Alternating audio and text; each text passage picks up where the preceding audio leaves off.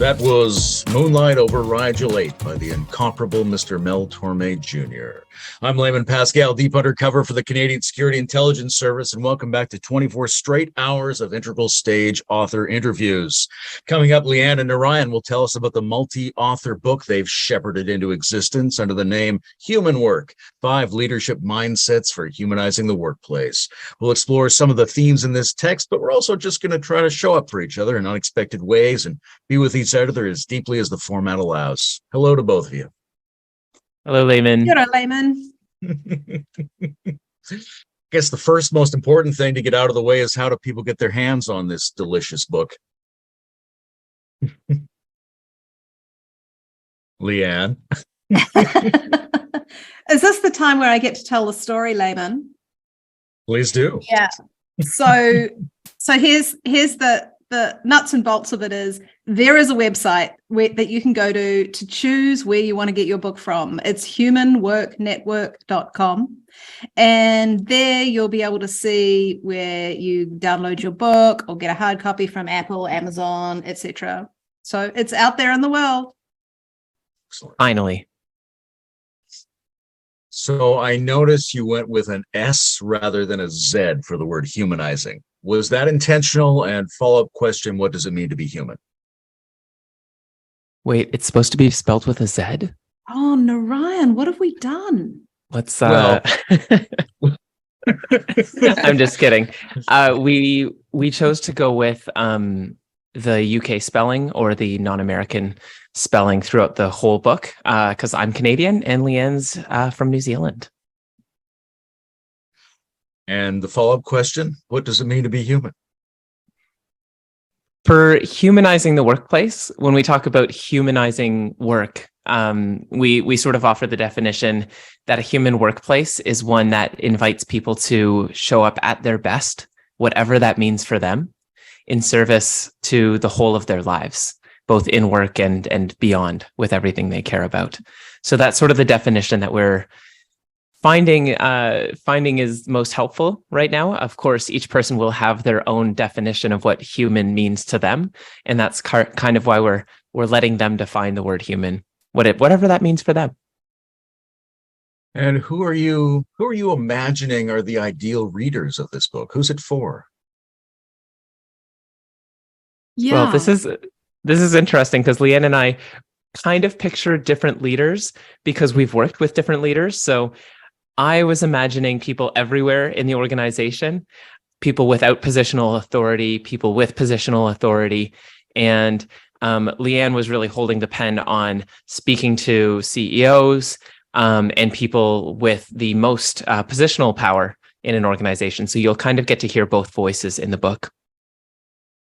But we're also looking at not just business leaders, but people in not-for-profits, people doing community work, really anything that people consider to be their livelihood. And How about you, you know, Leanne? like Who are we've gone kind of, you know, like who advises anyone to write a book where you've got a really broad audience like we have, right? But the thing is, what we care about is that we can utilize the power of organizations in ways that really impact our social outcomes in our communities.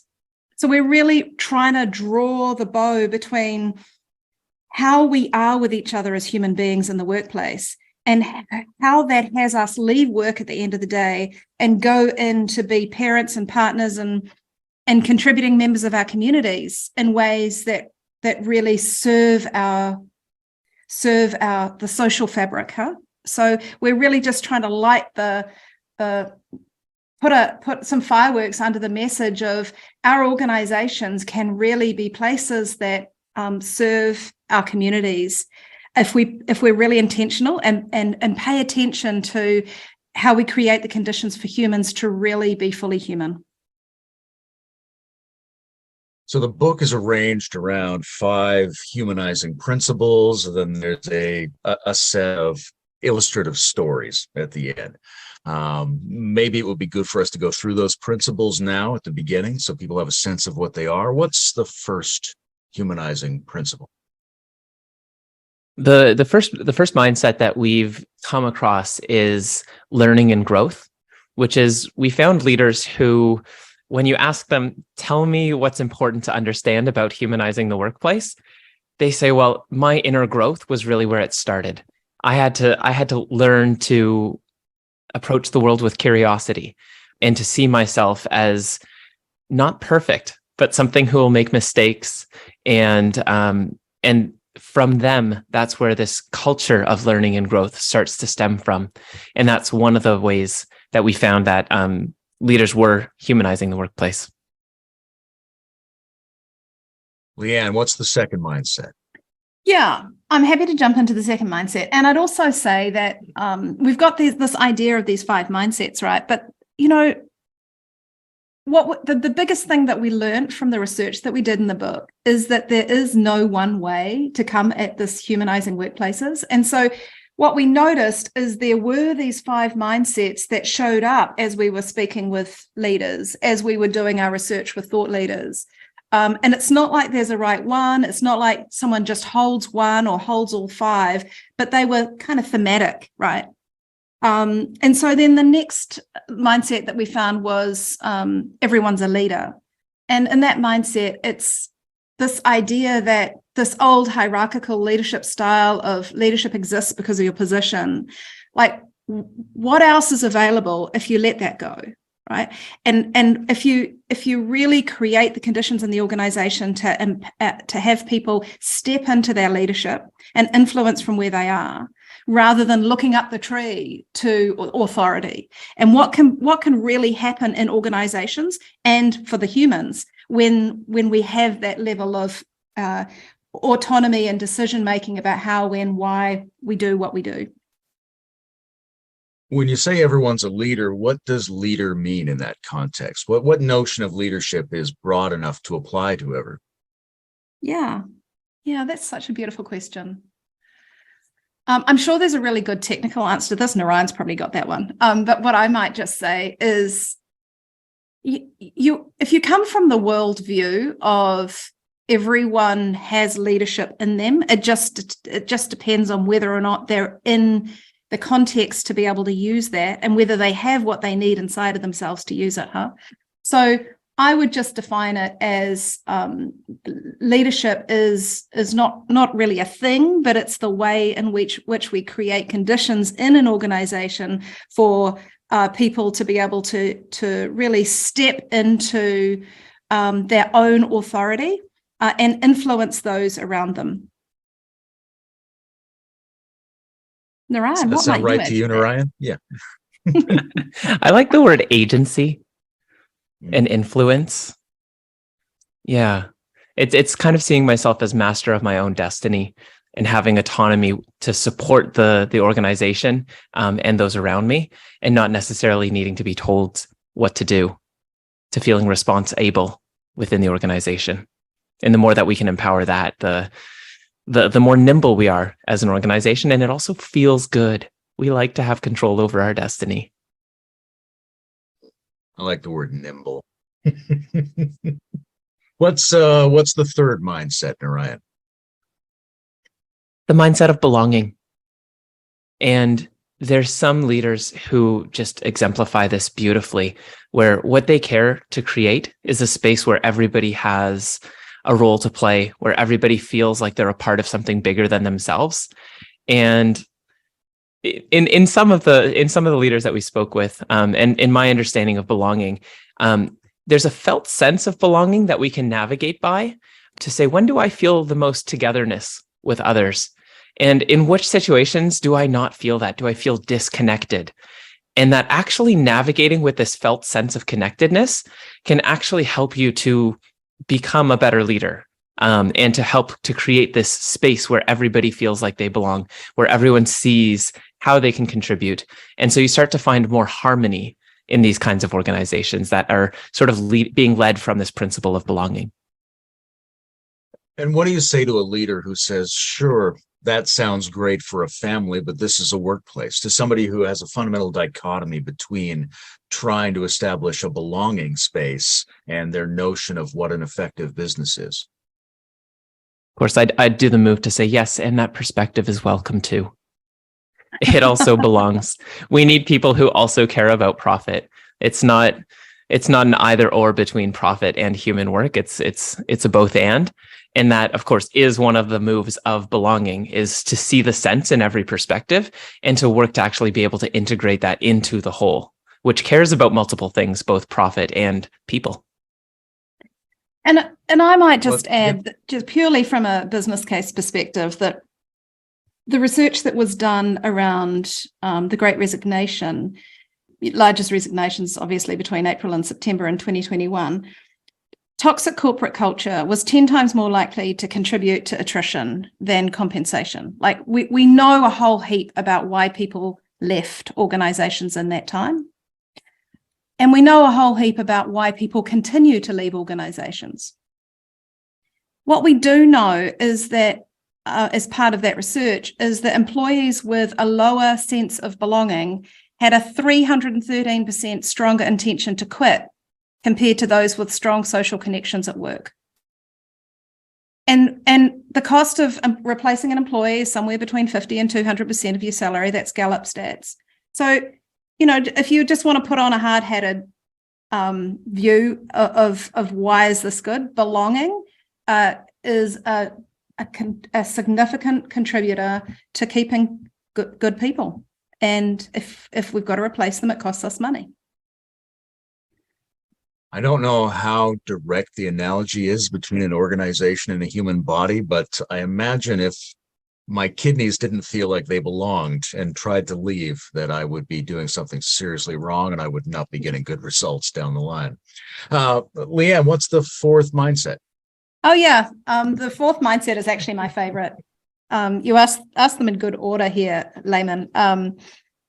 Because, this is interesting too, right? Naryan and I don't come from the same mindsets as well. So some of these feel really resonant with me and not with Naryan, and vice versa. But this one is love and care. Love and care is a mindset that was really helpable in talking to some leaders, that their whole reason for bringing a more human workplace into being, or at least influencing that, was because they had this feeling about the human being in front of them, that they could really relate to the human in front of them being somebody who was loved and cared for by somebody else.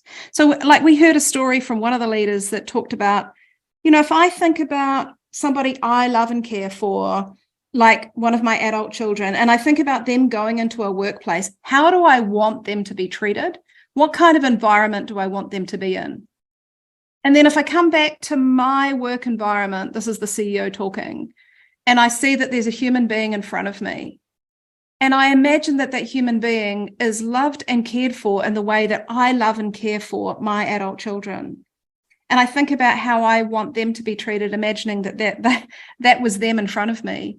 It helps me really bring in a way of being with this human being that comes from a place of love and care. And that's a really different mindset than a traditional view of a cog in a wheel, like a resource in front of me to be used. So it changes the whole way in which I communicate, the way in which we can have tough conversations. So love and care is sounds woolly and fluffy, and yet it was a mindset that felt like it was very grounded in ways of being. I use an example of Bob Chapman. He's the CEO of Barry Waymiller.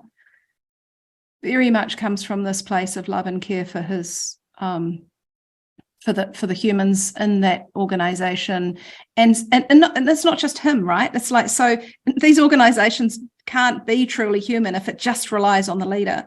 So investing really heavily in leadership development to be able to build and bridge this idea of caring for our fellow humans. Yeah, love and care does sound a little nebulous, but the way you describe it seems very actionable. Like what you were laying out sounded to me like something you could gather people together in a room and ask them to imagine and form connections between the love and care relationships they already have and the people that are around them. It seems very deployable. Yeah. Yeah, it is, Layman. Yeah. Last mindset, Naryan, what do you got? It's human systems. And of course, this is one of my favorite mindsets because it draws inspiration from complexity theory and systems thinking. And there are leaders out there who can do this integration and can see the different parts of organizations, all the different people. And they're not just looking at the parts, but they're looking at the relationships between them and the types of emergent properties that arise from all of these different aspects of an organization. And so in these kinds of organizations, there's not a sense that there's problems to be solved, but more like dynamics that can be shifted. And so leaders who really come at this human work from a systems perspective, they're looking at how do we wayfind together rather than plan? How do we care for the culture? How do we nurture the soil that arises the kind of human feeling that we're looking for, and knowing that there is no right answer?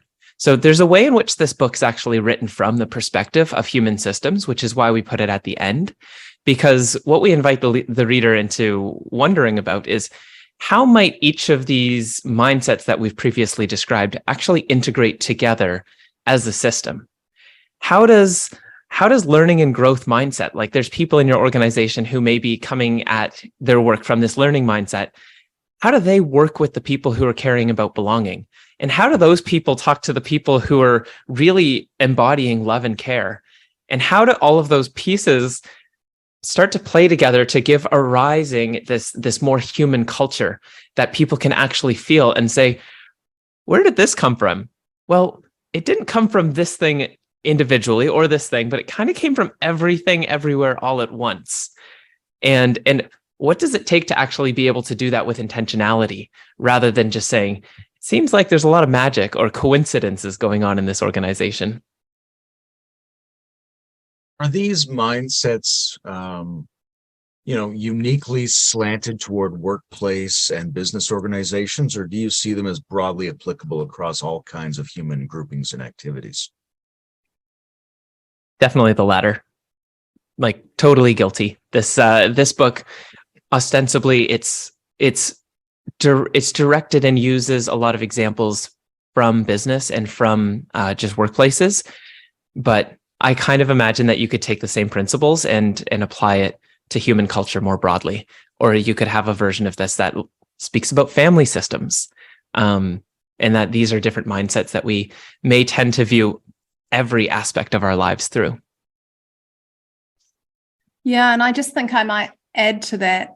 I love that challenge. We wrote the book because we jump in, Naryan, if I'm speaking too much on your behalf here and you have a different view, but we wrote the book because we care about the future of this planet and its humans, and this desire for a future that works for everyone. We happen to choose the workplace as a powerful place to make, and intervention's the wrong word, but like to draw attention to this human element is the workplace. Because people spend 80,000 hours there over their lifetime. The only thing that eclipses that is sleep, right? So choosing workplace seemed like a good place to have this conversation. But of course, so many thought leaders have talked about aspects of this in other areas of our life. And it seems to me that if we really care about the world working for everyone, that we bring these mindsets to the way in which we engage with the person who's serving us in the supermarket, or the person who knocks at the door over dinner time to, fill out a survey, or, like imagining a world that works for all humans. If we're intentional about that, then we I agree with Naryan that, we can just use these mindsets everywhere.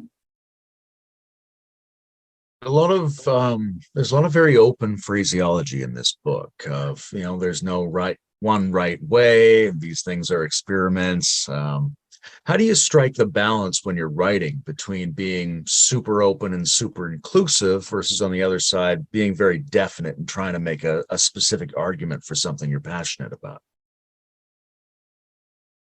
That was part of the challenge of writing this. We were a part of a book team of about 10 people, and we actually each had different perspectives on that.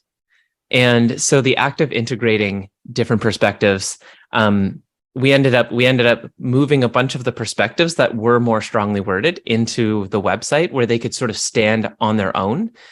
And part of the reason I think why we chose to use this open language is because it really is contextual. It really is quite nuanced. And we're hoping that that's actually going to spark the beginning of a conversation, and hopefully not necessarily alienate readers, but we're hoping that there is enough concreteness in the practice sessions that people can actually try some stuff out and then say, oh, this is what they mean when they kind of point at this, because you're starting to see it in your own experience. So I'm hoping that the concreteness comes from actually trying this out yourself rather than relying on, there's this one story where it went down this particular way, but in this other story, you tried the same thing and something different happened, and that's sort of the complexity coming into it once again. But Leanne, I see you thoughtful there. Yeah, I've got my thoughtful face on, haven't I? Well, I'm thinking about, like, we would have loved to have written here's the 5-step book towards making work more human. Like, just do this. But as Naryan says, the context is different everywhere. I think that we've ended up, I really love your noticing, Layman, about open phraseology, because I think that is where we've ended up for fear of telling people how to do it without the context. So the balance that we tried to strike was talking about practices. So in each mindset, there's a section on practices that we've learned about that support this mindset.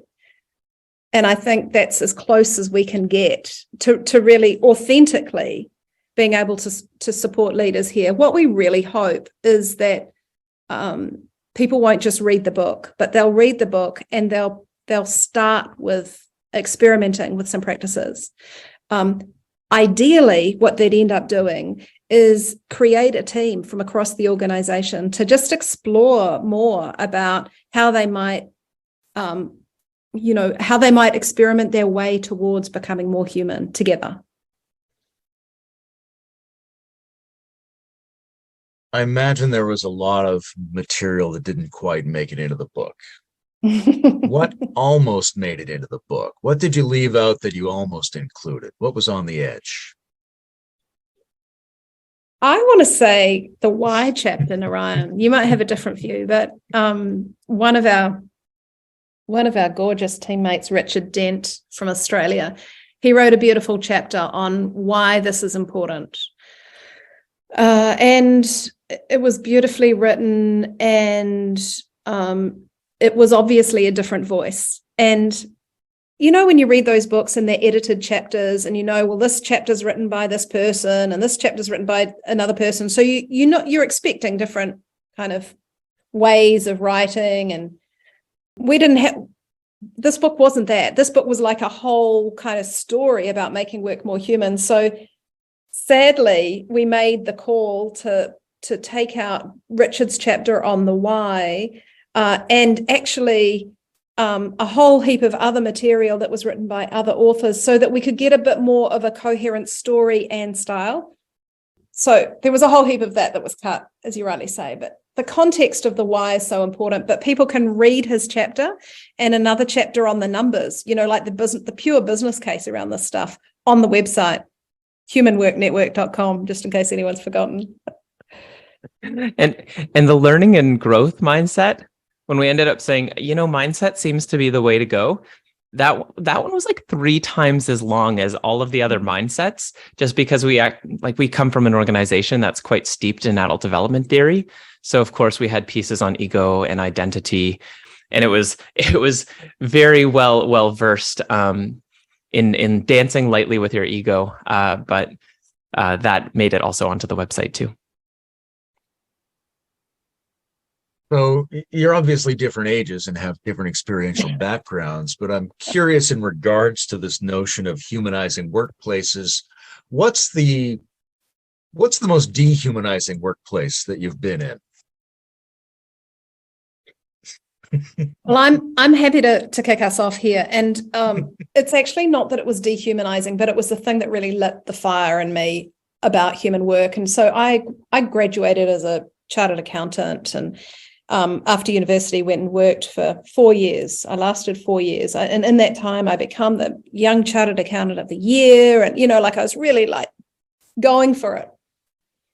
But the thing that became less and less tolerable was every morning when I'd go into the lobby, I felt like I left 80% of myself in the lobby and took 20% of myself in the lift, because going into the work environment, I was well valued for how much I charged. Every 6 minutes is how in professional firms we do it here in New Zealand.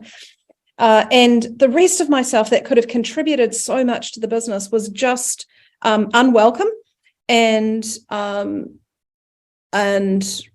didn't feel safe to bring all of me in. And so after about 4 years, I just ran out of the capacity to just take half of me with me. And so I resigned and left the whole corporate world and went and ran away and bought a property in the country and ran a bed and breakfast. And, that was the impact of not being able to show up fully. It's not like it was just normal at the time. And I think it's normal for a lot of people still today. And this is 30 years ago for me. That's my story. What about you, Naryan? I've got stories that are too spicy to share on air. But I can say one pattern is being a part of organizations where the best part of working at them for me is the relationships, and just working with incredible people and seeing these people frustrated by the same thing and kind of causing each other pain. Like, this department of the business is causing all this downstream pain for this other department, and they're causing this downstream pain. And it all becomes obvious when you get somebody from each of these teams to actually be open and vulnerable about what we actually care about in the same room. And so I had somehow found a role for myself where I got to do that and bring people together to have these meaningful conversations. And I had the sense that this organization was starting to wake up and see itself and to understand, oh, we're doing this to ourselves. All of the pain that we feel, all of this stuff that we describe as inhuman, that comes out of our own sort of lack of awareness of what's happening, the downstream impacts of my own choices that I'm making within this workplace, and that we could actually solve this together. And the hard part for me was leaving that organization too soon and never getting to say goodbye to all of the people that I built those relationships with. I was thinking about it myself. Years ago, I was a sort of bohemian yoga meditation teacher and giving public lectures, and I got a little bit bored with it. It seemed too easy. And so I started to go on Craigslist, and I would apply for the craziest jobs that I saw. And so I went through this period of a couple of years of just trying all these crazy jobs on the side. And the worst thing for me personally was when you went into a space and it was clear people couldn't talk to each other. Like, it was just obvious nobody could share anything and didn't trust each other in that space. It was crippling. I had a panic attack one day after being in a space like that. It was awful. Yeah. Sadly, I suspect that's common for so many people today. And how does that make you feel when you go home and you want to kick the cat, or you want to kind of give your kids a hug? It's a mixture. Yeah. You want to reach out with tenderness, and you also need to be held, but sometimes you can't tell whether that's an angry explosion or not. I was thinking reading this. So yeah, go ahead, Ryan. I was just going to say, like, what happens when you've been in that situation for a decade or 2 decades and you actually just think that's normal? Like, oh, this is my expectation for what work is. It's actually how I feed my family, but it sucks. And that's like the default. I think a part of what we're attempting to describe in the book is, can we actually dream a little bit bigger? Like, could we picture a workplace that actually lifts us up? And I have a sense that there's going to be so many people who would, I don't know, get a couple of chapters in and be like, this book is so unrealistic. There's no way. Like, how would I even have an expectation for what you're describing here? Like, there's a sense in which, like, Leanne and I now work at an organization that, for me, I consider it to be at the cutting edge of human work. Like, it really makes me a better person. And I feel like it nourishes me. And I love contributing to this organization. And now I'm like, okay, how do we even point to other people and say that this exists without causing the immense frustration of people saying, yes, and I've been missing this my entire life? Or, I think I work for some place that's pretty good, but it's nowhere near as far as we're talking about. And what if the vision that Leanne and I are describing in this book is also just the first step in this direction of like this like vastly different human culture that might become visible 50 years from now, 100 years from now? What are the workplaces that our children will be like living in? Is there a chance that we can actually nudge workplaces so that it's totally different? Like the kind of shift from being a factory worker in my grandparents' generation, I think is drastically different from being a worker in today's organizations. But what does that next categorical shift look like? And is it even possible to inspire people to think that broadly with just a book? What are the other nudges that we need to make in different areas and to amplify this kind of message, or to give people a taste of something new? I think taste is a good word. That's the sense I got from this book, that you're sort of dipping your toe into the flavor of something that could be. And that's, I mean, it sounds so aspirational that your heart cries out for it, but at the same time, you're suspicious. And these people you mentioned, Naryan, who've been in these dehumanizing workplaces for decades, how do you mentioned getting and communicating to them? How do you communicate them? How do you communicate to somebody who's been sort of underwater for so long it doesn't make sense to them there's any other option, and they kind of don't want anyone else to have the thing that they were denied anyway? And if that's the leadership in an organization, what kind, and their best dream for an organization is, I don't know. What is their best dream for an organization? What is the aspiration for them? How do we raise our bar for what should be aspirationally possible? And I think there is a generational shift. I don't have any data to support this, but I think people are noticing that Gen Z has different expectations for what they want in a workplace, and that it's almost palpable how unsatisfied they are as they step into the present day workplace. And what does that next generation of leaders look like? Like, are there people paving the way where they can say, hey, we have a new attractor point here. This is a different kind of organization, and it's going to be so attractive to talent that everyone's going to want to work for those organizations. Like, I actually foresee a human work model that outcompetes the sort of business as usual model right now. And it could sweep the world if it becomes tangible and like you would know that this exists, and you actually had the option to choose, hey, I'm going to graduate university, or I'm going to leave high school and I want to work in this type of organization. It's kind of like all the people saying, I want to work for a startup now. It's sexy, it's cool, and it's attracting the talent. What if the next version of startup is a human organization that really does have this sort of North Star of workplaces that make everybody better? Yeah. I haven't described that dream before, but that's coming up now.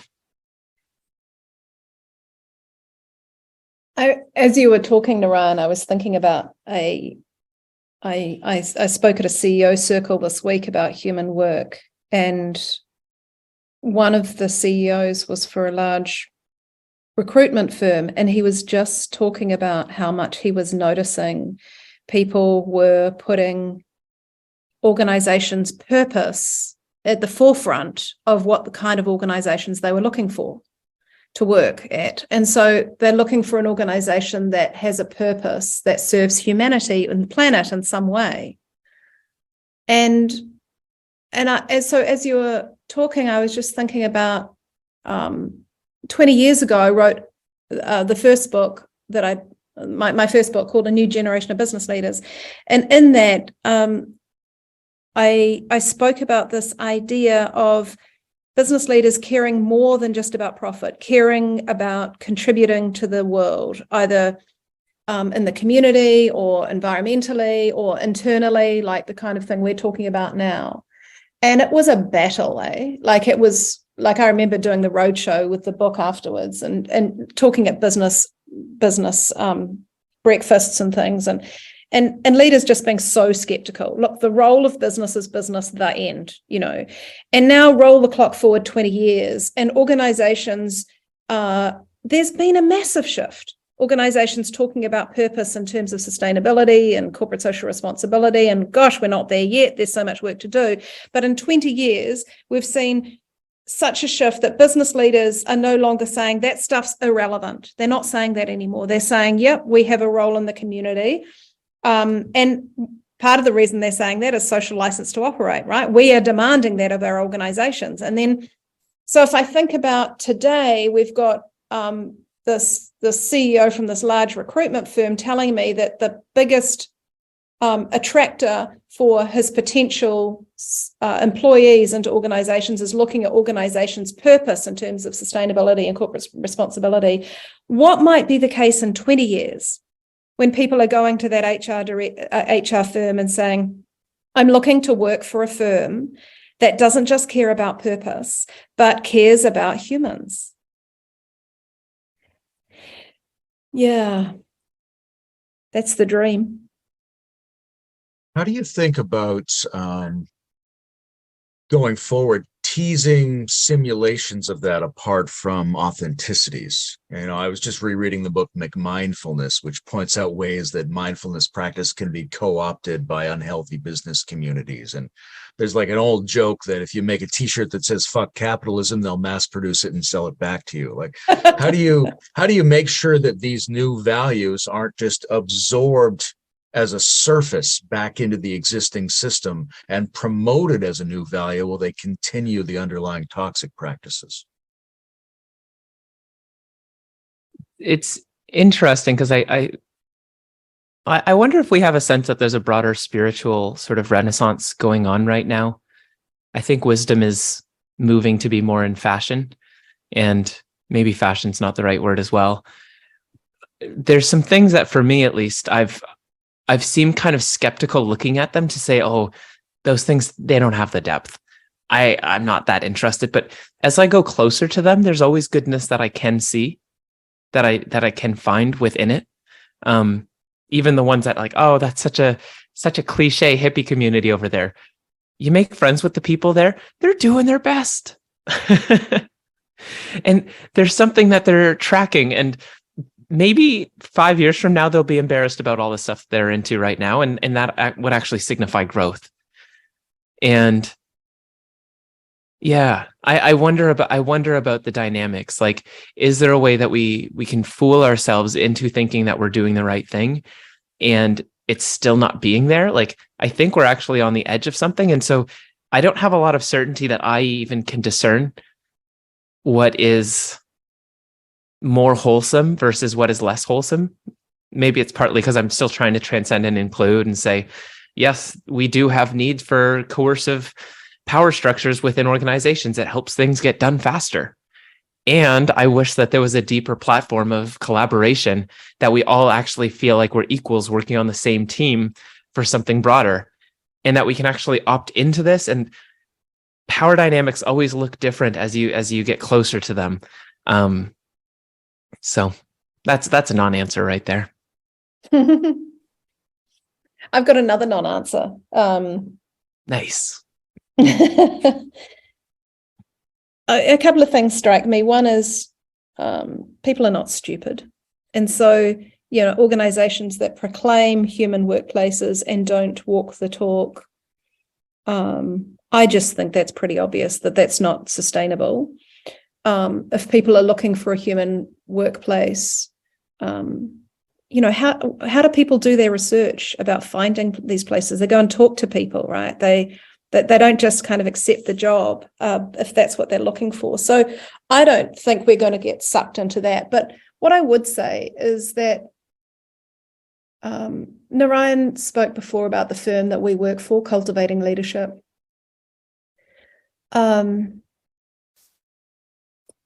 It attracts people who care about human work. But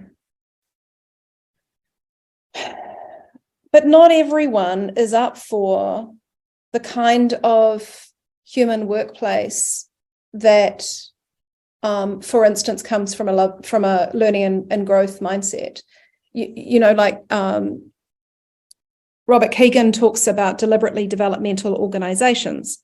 Cultivating Leadership is one of those. We work hard at continuing to learn and grow. It's just part of who we are. And if you weren't that way inclined, it would be a pretty difficult environment, I think, to work in. And so I think what I'm trying to say is meeting people where they are. And so if a leader wants to move in this direction of human work, but they want to do it from a less than ideal place, in my view. They want to do it because they want an attraction policy. They want to get better at attracting good people. And so they haven't really got their heart and soul into the idea of human work, but they want to play with at least the PR angle of it. My feeling is, great. That's where they are. Let's start there. And can we help? This is what Naryan and I care about, helping organizations to become more human, right? And so can we help that leader from where they are, even though what seems safe for him because of his board of directors or whatever social context exists, that he hasn't really got his heart and soul into it, but he really sees that taking a more human workplace approach is a good thing to do. I think that can lead to real goodness. And so it's not really up to us to judge the kind of motivation, huh? You do bring up something interesting, which is that each mindset actually has a shadow. Yes. We wanted to write more about that in the book as well. And there's something that by our discernment we would consider to be the healthy expression of this, but there is also the let's do this, but from the wrong place. And so we write more about that in the website, but it's totally possible to shoot for something short-sighted without having the real internal generator of what is human work. How do we actually bring up the gifts in those around us? And what is the pathway to get into that space? And I think that's where it's supported by more than just the workplace. That's where it's your whole life. So I'm intrigued by the shadow sides. If I had to, it seems like the principle for this whole book is this movement from coercive to cooperative environments. And for a lot of people, I think in their discourse, cooperation is usually paired with competition as its opposite. How do you see the role of competition in cooperative business environments? What role does it serve, and how do you hold it in a way that serves cooperation and not coercion? There's a lot of good writers around this. I'm thinking of Hansi Freinacht maybe would be one that your readers are familiar with, talking about the different games that we can play, and that there's a question, or actually maybe this one's from the Infinite game, but what's the game that we all want to play indefinitely? Well, how do we change the rules of the game to be more fun? Competition can be fun and can serve a purpose, but if at the end there's a loser and you really don't want to be the loser and somebody's a winner and it's kind of not satisfying to be the winner because nobody wants to play the game with you anymore, that would be sort of the coercion, the coercive model, the competitive model, without a grounding in actually, but we're all human here and we all deserve to play this game. We all want to play something with each other. So I've played Monopoly. I would hate if Monopoly was my entire life, where there's one person who wins with all the money at the end of the world and everybody else has basically gone bankrupt and wants to flip the table. That's not a world I want to live in. But I am very happy to live in a world where we can play Monopoly with each other. And maybe we can even bet money on this Monopoly game. And it's very competitive and we can lose ourselves in it. But then we cook dinner together and everyone's fed. How about you, Leanne? How do you think about competition? The beauty of having at least two authors in a book is that you don't each have to be able to hold the whole.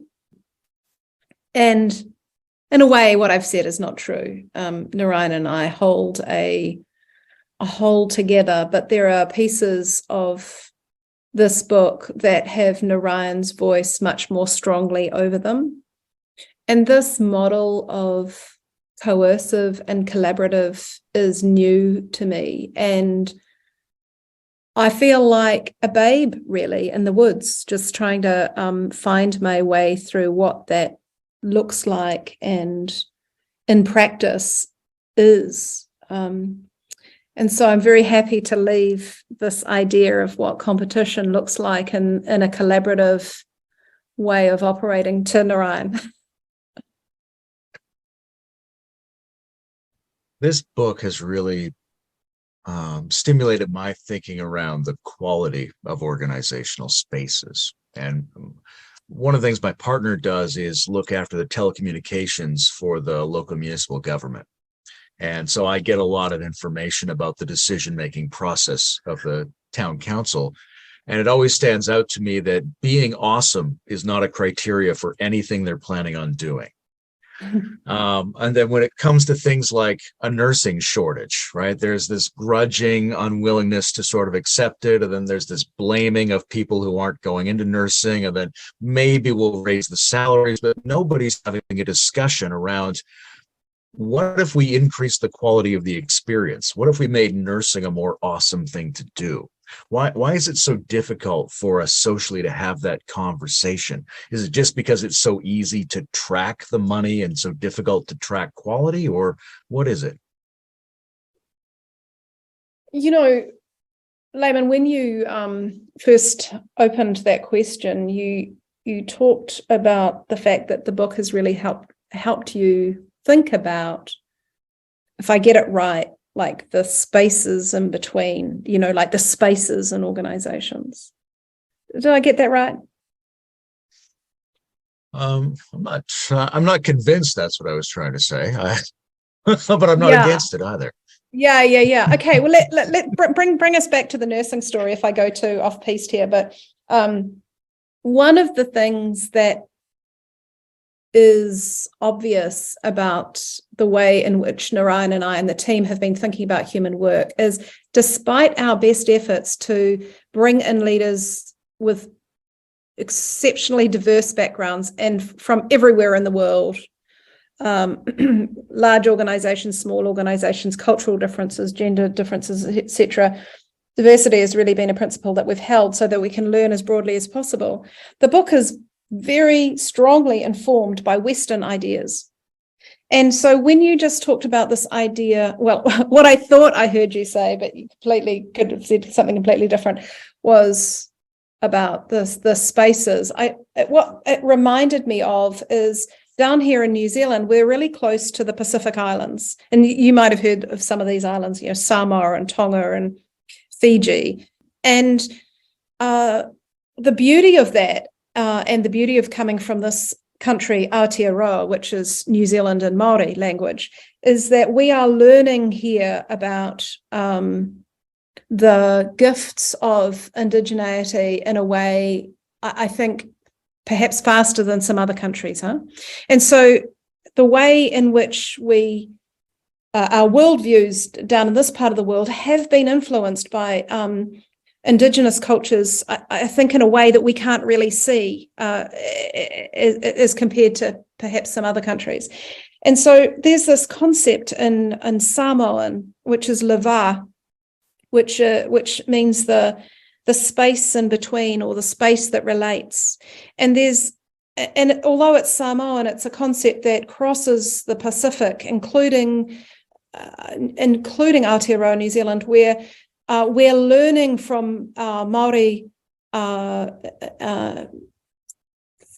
communities about collective ways of thinking over more individualistic ways of thinking, and paying attention to the quality of the space between you and I, the quality of the spaces in our organizations, the ability to be able to hold silence, the ability to be able to hold the polarity of action and reflection.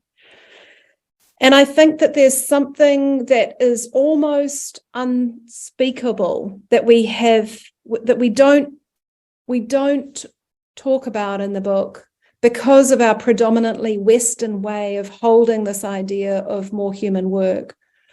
That there are many, many ways of holding this idea that we haven't got access to, purely because of the way in which we've been raised and the worldviews of those, that I think Indigenous communities often can hold much more easily than us. So I completely took us off on a tangent there, Layman. You wanted to talk about nursing, and here we are. We're talking about. Well, no, there were intersection points there for sure, because I think, the quality of the interpersonal relationship is one of the things I was trying to get at. But my question, and maybe Naryan can take a crack at this, which is, why is it so difficult for us to foreground conversations around quality of experience? Why is that sort of the last thing on our agenda that we want to take seriously in terms of collectively deciding things? It's hard to talk about the things that are hard to talk about. And I think we really do privilege the conversations that we can have with words. It seems to be more easy to spread those ideas. And even as you first asked that question, Layman, I was thinking, oh yeah, I could answer this question because I have a friend who's been doing systems change in the Ontario healthcare space, and she has all of these ideas. She kind of got a sense because she talked to all these different perspectives, and I'm thinking, yep, that would be me reaching for words to explain something that I think I know about secondhand. So what is that knowing? It's a particular type of knowing.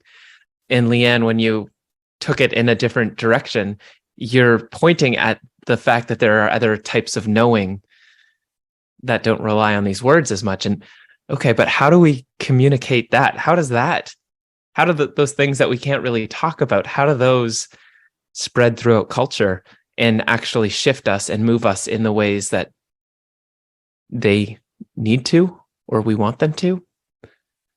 And that something is going on in Aotearoa where there are different ways of knowing that you're sensing are starting to permeate the culture there. And I mean, even our earlier language of, can this book offer a taste of something? Like, taste to me would be that other way of knowing, sensing of a potential that the words didn't quite do it for me. You described it. It's not something that I actually know, but I feel my heart is connecting to something.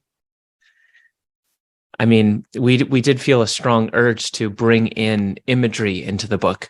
So Jessica Fan from my learning community, we invited her to read each chapter and to produce an image that sort of her heart was able to produce from her integration of what she understood this to be pointing at.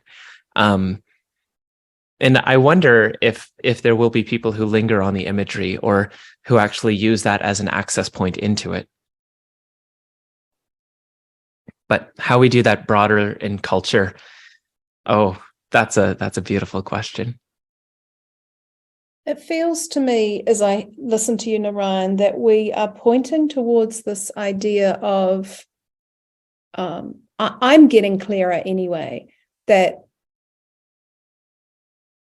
the water that we swim in is being able to be pretty shiny with our words about what we're pointing to here. That's important when you write a book. It's important when you talk on podcasts about the idea. And as we're slowing down in this conversation, it feels to me like we're getting closer to the essence of the book. And we don't always have the patience and the tolerance for the slowness with the leaders that we're talking to, who are coming and saying, how can we make our organization more human? We're used to pace and answers, and what we're offering here is a taste and a direction and a flavor, which could be really frustrating for people. Yeah, it's a challenging invitation. One of the things that came up for me, Naryan, when you were talking about language, so about, there's a mysterious interplay between what we can experience and what we can say. And then if I broaden that out, there's something like a mysterious coupling between social structure in organizations and the experience of being in organizations. And when we're dealing with mindsets, we're dealing with something that's a little more subjective and intersubjective, as opposed to the actual organizational layout. Now, I assume when you're writing a book like this, you don't want to ostracize readers by telling them how their organizations should be run. But there are a lot of people, sociocracy, holacracy, work democracy, even all the Marxist critiques and things like that, who say the way that you set the organization up makes all the difference. And that will create the humanizing outcome or not. And you can do all the internal change of mindset you want, but if you don't really have a different organization, a different decision-making structure, a different distribution of resource structure, then you'll never really get there. How do you feel about that kind of an argument and about that sort of objective structural side of this? I'm sensing the chicken and the egg as well. One of the leaders, Heist, that we spoke to, tells his story of converting his organization into a holacracy, and it's beautiful. And I have the sense that he's got the generator, that the structure that he creates and the way that he brings it to life is animated by a spirit, which is what we're sort of pointing at in the mindset of everyone is a leader. I've also been a part of organizations that have adopted holacracy because it seemed like the right thing to do. And I didn't have a sense that the spirit animated this, even though there were a couple of people in the organization who I could sense actually did have that mindset and were coming from it. It didn't come alive in the organization in a way that I was able to experience, even as I was sort of an anthropologist on the edges, both embedded internally, but also studying it. And I think that's partly why we're looking at these mindsets as being the generator that would generate new forms. And yeah, where do you get that creativity? What happens if you put together 5 leaders who are really tapped into love and care and say, well, if you were to start a new organization, how would you do things differently?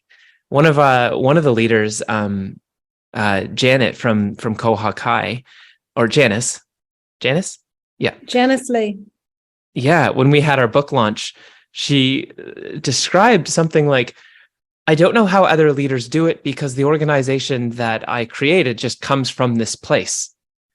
And so it has these particular qualities because it's, in a way, the organization is like, and this is my words, but a reflection of the individual who creates it in some ways. So totally chicken and the egg. Can the leader create the structures, and can they be inspired by other people who've walked a similar path? Or can you create the structures and then that somehow helps somebody to bootstrap themselves into that way of thinking?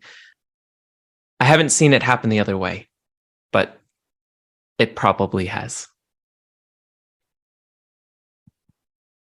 Yeah, and I would just challenge that view that the structure needs to be sorted in order to be able to do this.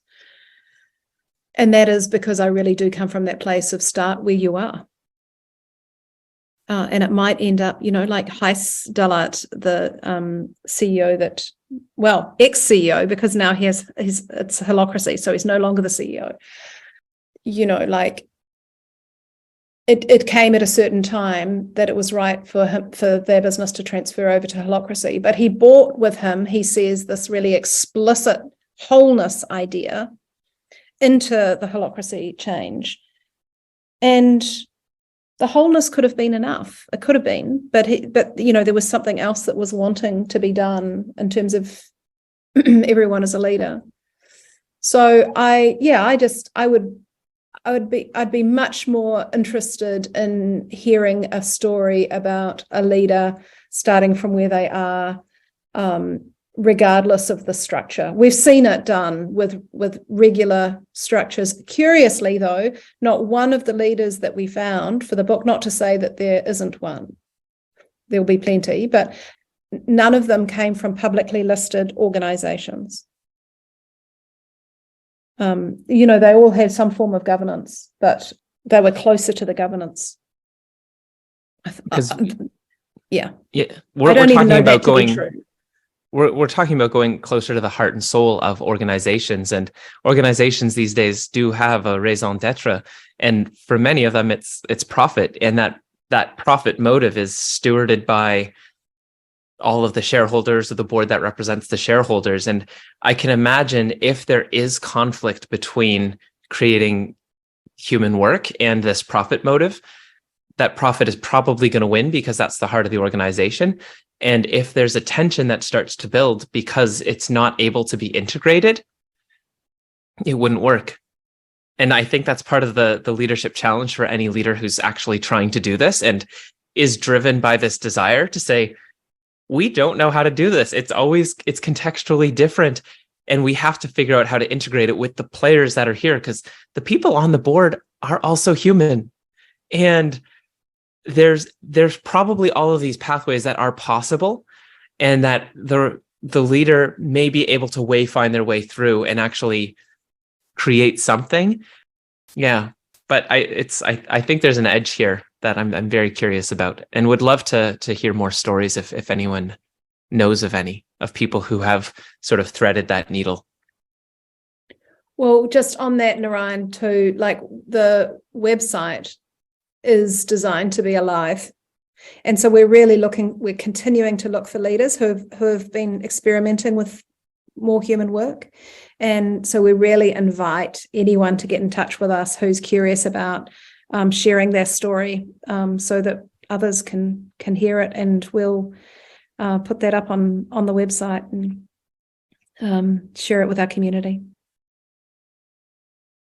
This book is clearly human socioeconomic in its focus, but talking about spirit and indigeneity makes me want to ask a question around ecology.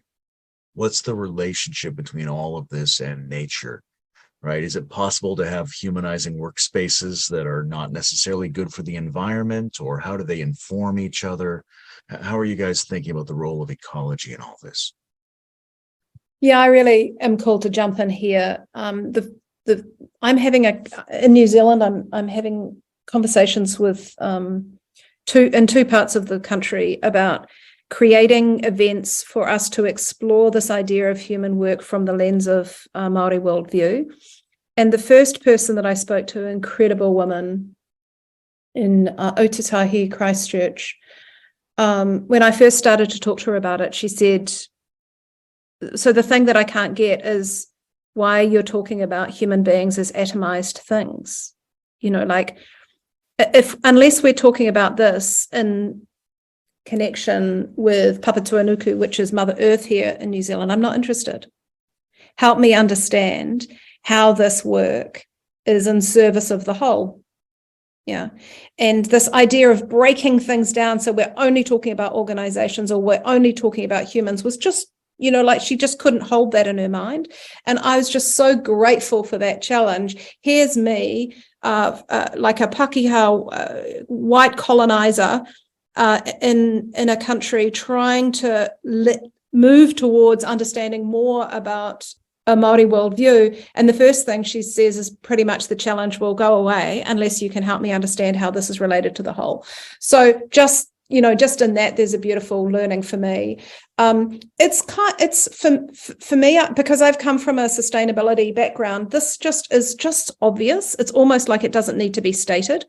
If we're doing this work in service of humans being able to go home to be good stewards of their children's lives, to be good humans in their family relationships, to be able to go out into their communities and serve well, all of this, in my view, it's just so obviously is in service of sustainability from an ecology perspective. And I don't even have the words because it feels like it's just such a natural connection. But I really am appreciating, Layman, you asking us to draw the line, and how explicitly can we do that without it being just a given.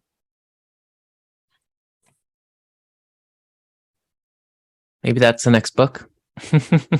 Yeah, maybe. Humanizing the environment. Scratch that. That's the worst idea. Well, we're probably coming pretty close to the end now. We've got time for a few more things. I wonder if there's anything I should have asked you that I haven't asked you, or any outstanding things that are lurking in your mind that you'd love to talk to about this book. Thanks for the invitation, Layman. And I might just want to tell a story from my own experience, which has contributed to us being here today, well, me being on this call anyway. And that is, when I had my first child when I was 30, I had the experience that I was overwhelmed to the degree that it was the first time in my life that I felt like I was faced with something I just couldn't do. And that was pretty rough for an overachiever. And it had me think deeply about how it was for other women who had given birth in not supportive environments.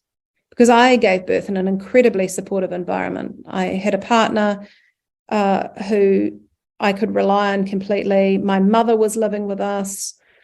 I had a very privileged education. I had everything. I had from a socioeconomic perspective, I had what I needed.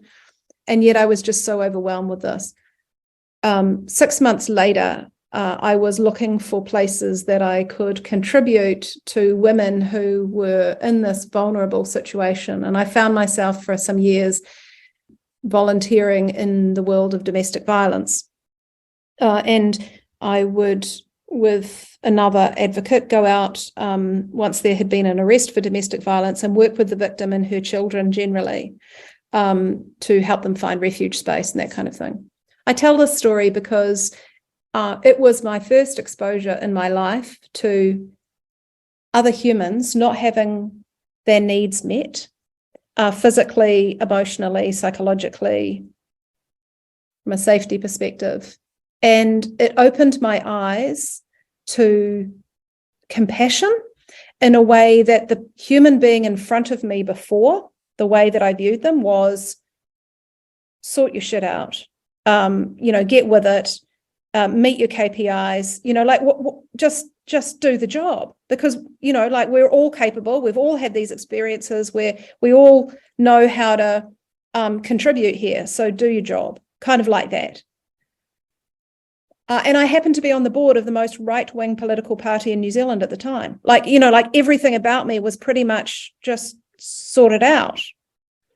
And then I had these years in domestic violence, and what I realized was that, and this just seems so dim in retrospect, but actually everybody's got a different story, and not everybody had a privileged upbringing like I did. I did not know that.